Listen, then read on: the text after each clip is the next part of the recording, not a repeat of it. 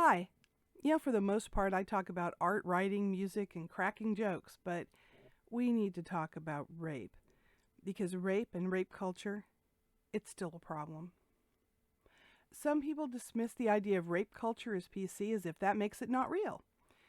Maybe it is PC, but describing an elephant as gray doesn't mean elephants aren't real. So what is rape culture? It's the idea that aggression and even violence are just part of sex, and that violence against girls and women is somehow okay, or at least not serious. It's she was asking for it, and what did she expect by going there, or doing that, or wearing that? It's blame the victim, somehow she's responsible for what someone else did to her. It's boys will be boys, and yeah, he raped her, but he shouldn't serve time because he's young or good looking or good at sports and his family has money or just because it would be hard for him. It's jokes about rape and abuse and calling women bitches and hoes. It's someone who disagrees with you, not just saying he disagrees with you, but he'll find you, rape you, and kill you because you dared to voice your opinion. It's a movie entertaining an audience by showing a woman getting abused, or anyone getting sexually abused, come to think of it. Jokes about rape, they help make it seem like rape isn't all that serious. Showing women as having one primary value or just one value at all, sex object, that's rape culture. There are people who feel perfectly comfortable in t-shirts that say, "Keep calm and rape." Guys greeting new female college students by hanging out of windows and catcalling. People using the word rape to talk about things that aren't very serious. "Thanks, wind, you totally raped my hair." It's making rape seem less serious by describing someone who's a little weird as rapey. If we don't teach boys that girls get to make choices and think things and live their lives because they're real human beings and they have value, we just set guys up for unsatisfying relationships, rejection, even prison time.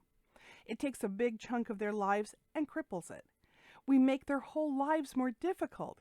When they call someone a pussy and we don't correct them, we send the message that the underlying attitude that women are less than is okay.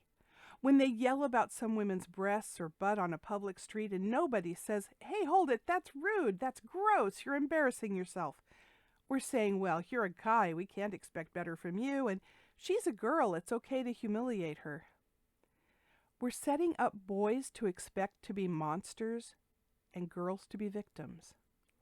Girls grow up having to always consider boys and men warily until we're really sure they're good guys.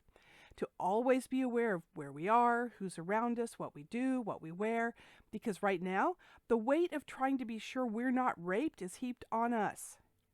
We know the first thing people will do if we're attacked is make us prove we're pure as the driven snow and took insane amounts of precautions to avoid what happened.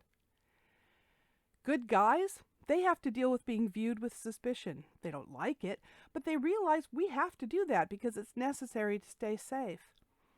And women have to meet every guy with skepticism, knowing that if he isn't a good guy, we'll face hell twice, once when we're attacked and again if we press charges. We'll have to prove in court we're so spotless and wonderful that it's a crime to rape us. If you're mugged, you don't have to prove in court you're such a marvelous person it should be a crime to mug you. You just have to prove you were mugged and that was the mugger.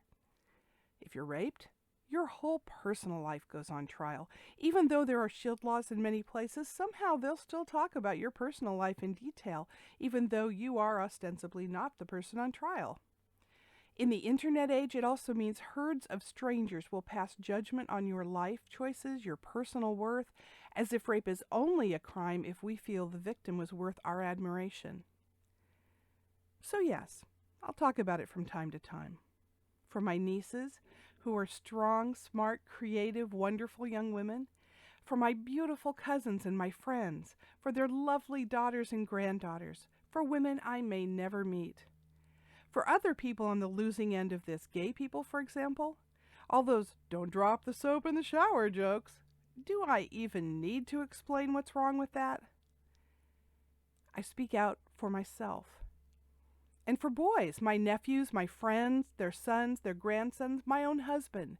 Good, kind guys with integrity and honor who would not do this and don't deserve to hear, guys are just like that and boys will be boys, which is insulting. Real men don't rape.